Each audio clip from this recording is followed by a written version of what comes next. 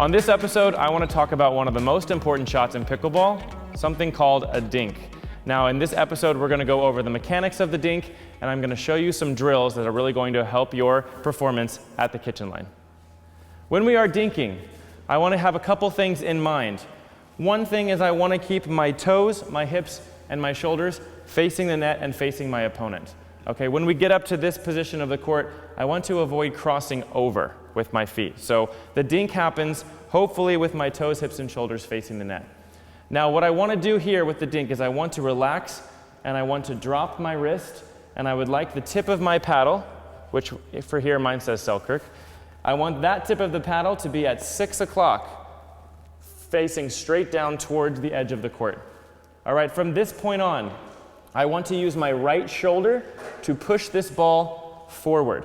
What I want to avoid is flicking at any moment with my wrist, because that ball is going to pop up. So what I tell a lot of my clients is, I want you to imagine your arm and your paddle is similar to the trunk of an elephant. And I want you to push that elephant trunk right forward towards your target. Now, as we know, if the dink lands short, I want you to step in and take that dink on the bounce, but I'm still keeping my hips, toes, and shoulders facing the net. And if the ball is going to bounce at one of my toes, I want to take that step back and go ahead and give myself a little bit more time to get that dink back over. The other big key is to keep my paddle in front of my knees if I can. What I see a lot of happening is the paddle goes way behind my body, and then during my follow through, I see a lot of wrist flicking happening. So it's very important, if you need to take a step back or take a step forward, that your paddle remains in front of your knees at all times. All right, while I'm keeping my toes, hips, and shoulders facing the net, I'm going to dink with Clint here. And as you'll notice, I'm keeping my paddle face nice and dropped, similar to a teardrop shape.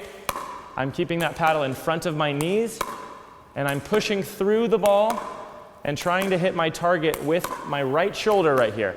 What I don't want to do is flick my wrist, because that ball will pop up.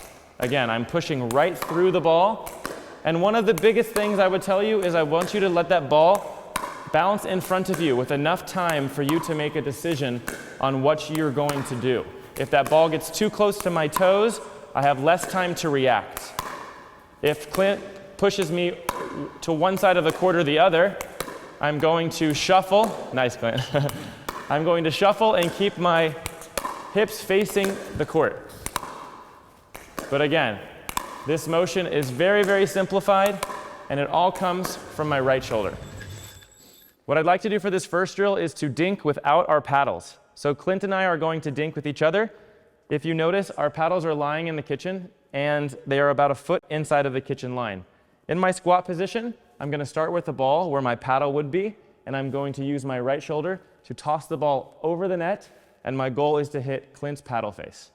Now you're going to get a point every time you hit a paddle face. All right, and usually we play games to 7. Look at that, he's already great. Here comes another ball. Go again, very good. What I'm trying to do is start my ball here and not force it to come behind my body. We're always starting in front of our knees here. Good. That's the sound I want to hear, those paddle faces dropping and hitting the ground. Good, a couple more. Very nice, exactly right. Again, it's a very simplified motion. Everything comes from my shoulder, not my wrist. If I flick my wrist, the ball is going to go way up high. I want to push through towards my target. Nice, Clint. What's that, 4 in a row? With the trunk of my elephant. Exactly right. Everything coming from my right shoulder. Clint should be doing this episode. He hasn't missed a single paddle face. There's one for me. Very good. All right, second version of this drill. Clint is now going to pick up his paddle. I'm going to continue to toss right where Clint's paddle was, and Clint's job is now to dink and try to hit my paddle face inside the kitchen. Again, using the same motion. This is what we're trying to get you to do here, is to start in front of your knees and to push that ball over the net. Good. Very nice.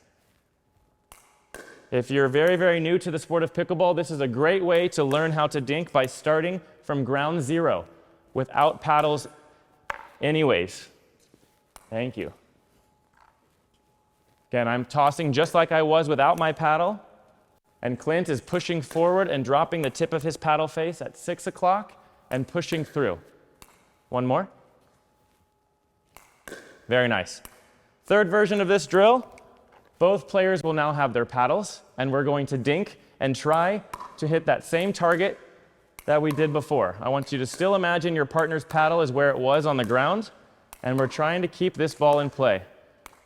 One analogy that I like to use is I want you to think of this ball like a little baby bird. This baby bird does not have wings and it cannot fly yet. So I want you to lift this baby bird over the net and into its nest, which is our kitchen. As you can see, Clint and I are being very nice and controlled with this dink and not letting it pop up because we are using our shoulder to push the ball through. One more. Very nice, Clint. Nice job. One of the big things of dinking was keeping our toes, hips, and shoulders facing the net. So for this drill, Clint and I are going to dink while we shuffle down our kitchen line. All right, we're going to start where our kitchen line meets our sideline, and we're going to work our way down, trying not to cross over with our feet. Good. This is working on ball placement because with our partner, we have to be able to push the ball forward so we can move down the line. But as you notice, our feet are not crossing over. When you get to the end, you're going to come back. Go again. When you get to the end, you're going to come back all the way to where you started this drill, and we're going to keep our toes, hips, and shoulders facing the net. We're going to go one more time just to show it again. One big thing I see that a lot of players do is they'll come up on one foot. I want you to try to keep both feet on the ground, and if that means having to drag your foot as you shuffle, that is totally fine with me. It's all about keeping balance here, keeping that paddle in front of us, and pushing through it. We're going to work our way back. Nice job, Clint. Again, all these balls are bouncing in the kitchen. We want to be a good partner. That way we can both work on our reps here. Very good. For the third drill, we're going to incorporate dinking with those paddle control drills that we learned earlier. So this is called the bounce, tap, push. I'm going to send the ball over the net. Clint is going to let the ball bounce. He's going to tap it on his paddle, and he's going to send it right back over. And we're going to do this in the kitchen. Bounce, tap, push. Bounce, tap, push. Very good. I want you to kind of imagine you're a shortstop baseball player in this situation. When they go down to catch that ball off of an infield grounder, they're always catching that ball in front of them with their mitt, and their body is usually always in the center of the ball. So we are bouncing, tapping, and pushing it over. Very nice. If you tap it with your forehand side, I want you to send it right back over on your forehand side. And if you tap it with your backhand side, I want you to send it over with your backhand side. Now, once you get really good at this, keeping this ball in the kitchen, this little baby bird alive, you can start to kind of move the ball around a little bit and work on keeping those hips open and shuffling. If Clint's going to move me around, I want to be able to get to that ball. Very good. Yes, very nice. Bounce, tap, push. Very good. Last one. One more, Clint. Bounce, tap, push. Very nice. Now we're going to do the same thing on the cross-court angle. So Clint's going to go on his right side of the court. I'm going to stay on my right side of the court, and we're just going to work at the cross-court angle now. This cross-court angle is very good for two reasons. One, the ball has a little bit more distance to travel, so you have a little bit more margin of error by not pushing that ball too far past the kitchen line. And two, that net is clearing the lowest part. So that net in the middle is 34 inches from the ground. When we go down the line, that net is 2 inches higher at 36. So those cross-court dinking angles are very nice. We're going to bounce it, tap it, and push it over. Bounce, tap, push. Good. And then we're going to transition to our backhand side right now. And we're going to do the other cross-court angle. Very good. Bounce, tap, push. Again, treating this ball like a little baby bird. I want to be very gentle with this ball and just push it right back over the net. Good. 3 more. There's 1. Bounce, tap, push. Good. Last one. 1 more, Clint. Bounce, tap, push. Very nice. Nice job.